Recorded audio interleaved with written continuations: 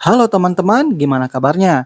Semoga kalian sehat selalu dan dimudahkan rezekinya. Kembali lagi di channel Kang Film. Kali ini saya akan membahas alur cerita film yang berjudul Darah Garuda, yang dirilis pada tahun 2010 dan merupakan bagian dari lanjutan film Merah Putih ke-1. Film ini mengisahkan tentang bersatunya para pejuang Indonesia untuk menghancurkan markas Belanda yang dipimpin oleh Mayor Van Gardner. Bagaimanakah kisah selanjutnya? Jangan skip video ini dan tonton videonya sampai selesai.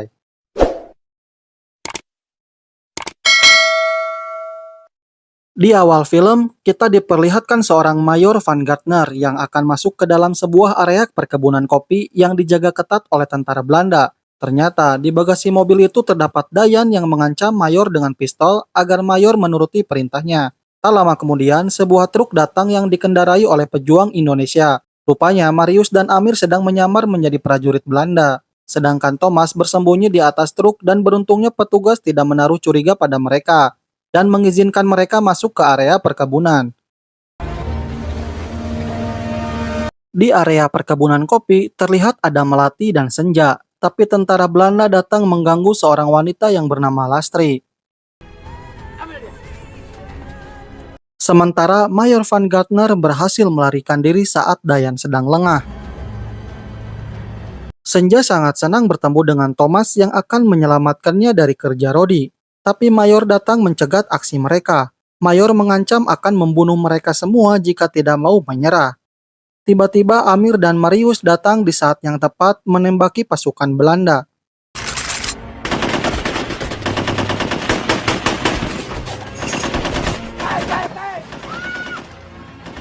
Lalu mereka berhasil membawa pergi Senja dan Melati.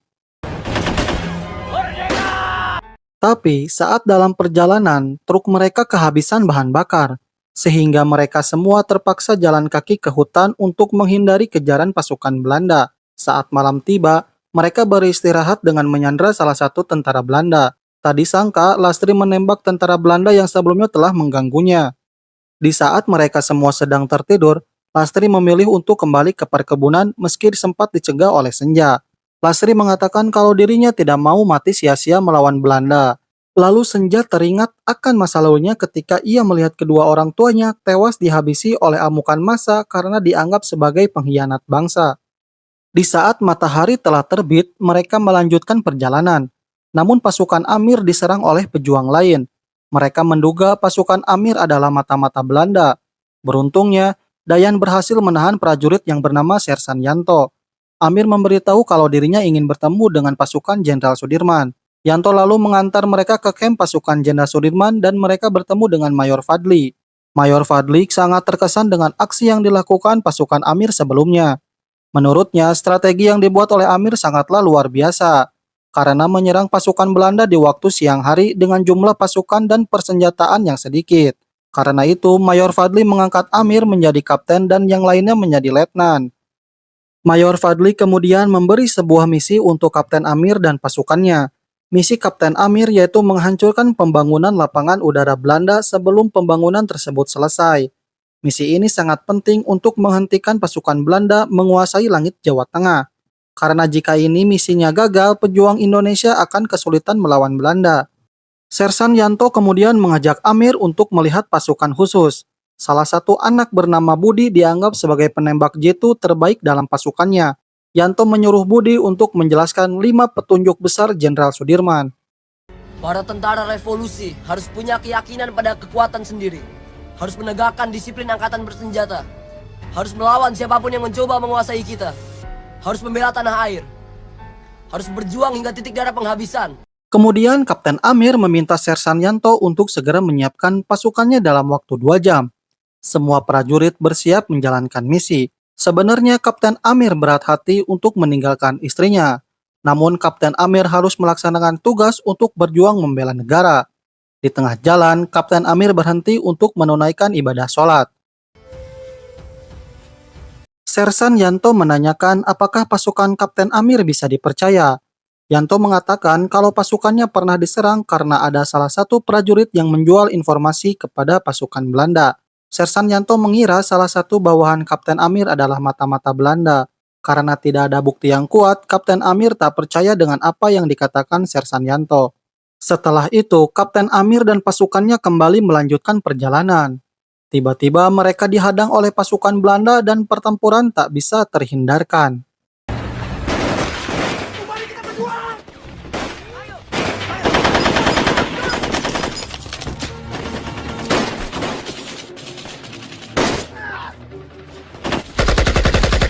Di pertempuran itu, pasukan Amir banyak yang telah gugur. Dengan terpaksa, mereka harus mundur bersama pasukan yang tersisa.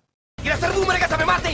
Yang benar saja, teman. Mereka berusaha kabur dengan mobil yang dikendarai Marius. Namun sayangnya, Dayan tak bisa diselamatkan.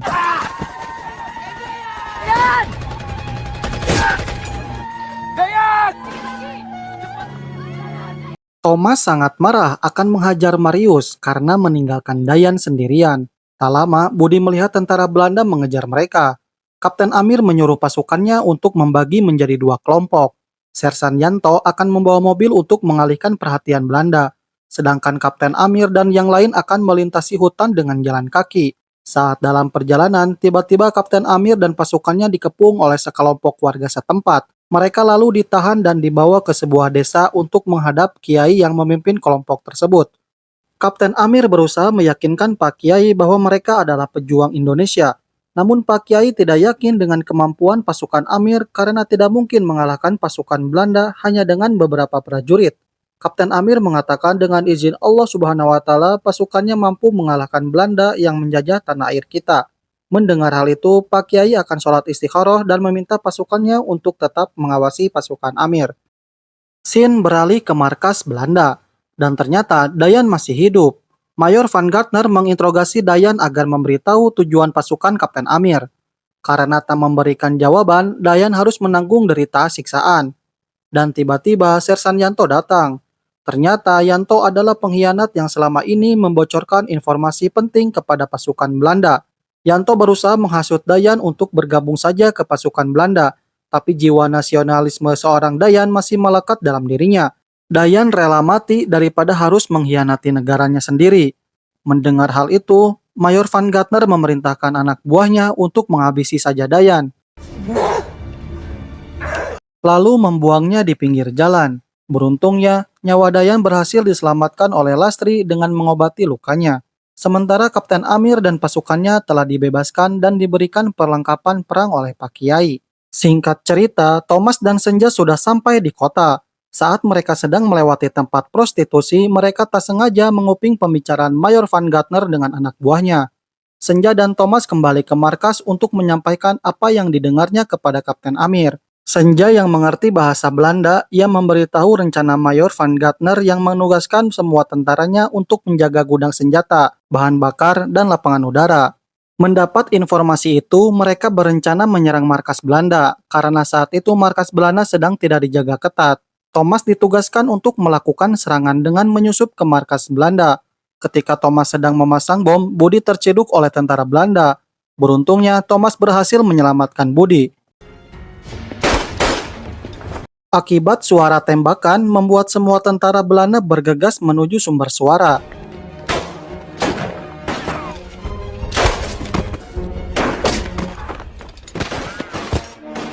Sedangkan Yanto berpura-pura sedang ditawan oleh Belanda agar dirinya tidak dicurigai oleh Thomas.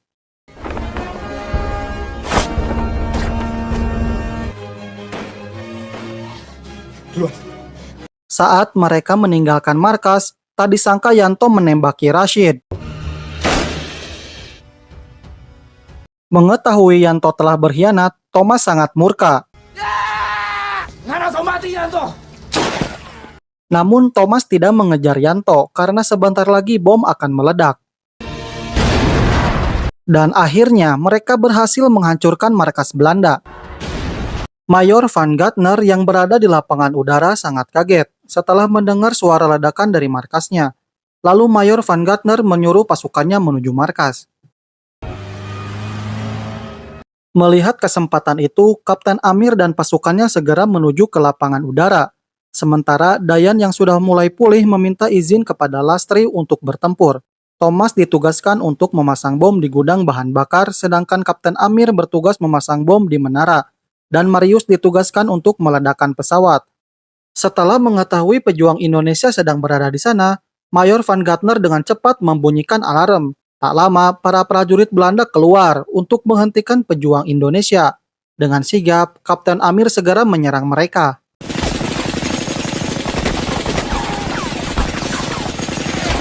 Saat Amir akan menembaki Mayor Van Gardner, Thomas berhasil meledakkan gudang bahan bakar.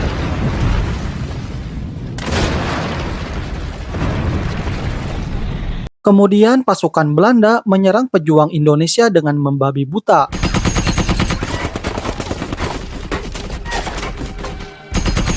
Mengetahui teman-temannya sedang terpojok, Thomas akan mengebom tentara Belanda. Namun naasnya, Thomas tertembak, sedangkan ia sudah menyalakan bom. Dengan keadaan terluka parah, Thomas berusaha lari dari area tersebut.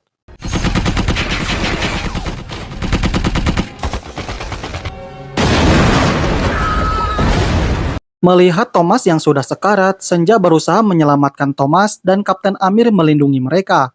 Namun sekarang posisi pejuang kita sedang terpojok dan kehabisan amunisi. Mereka hanya bersembunyi di bawah menara dan tak bisa berbuat apa-apa selain pasrah menunggu ajal menjemput mereka. Dalam situasi seperti itu, Kapten Amir memohon pertolongan kepada Allah dengan cara melakukan sholat. Tiba-tiba, Dayan berhasil melumpuhkan prajurit Belanda lalu menembaki semua tentara Belanda dengan sangat brutal. Seakan-akan kemarahan Dayan sudah tak terbendung lagi.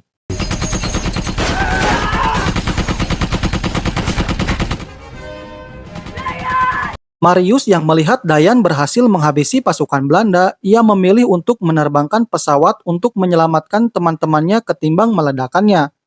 Mengetahui Marius mengendalikan pesawat, Kapten Amir dan lainnya lalu bergegas masuk ke dalam pesawat. Saat Dayan berlari menyusul mereka, tiba-tiba Mayor Van Gardner serta prajuritnya menembaki Dayan. Lalu Thomas melepaskan tembakan untuk melindunginya. Dengan kondisi terluka, Dayan berusaha berlari sekuat tenaga untuk masuk ke dalam pesawat. Tolong aku berhasil!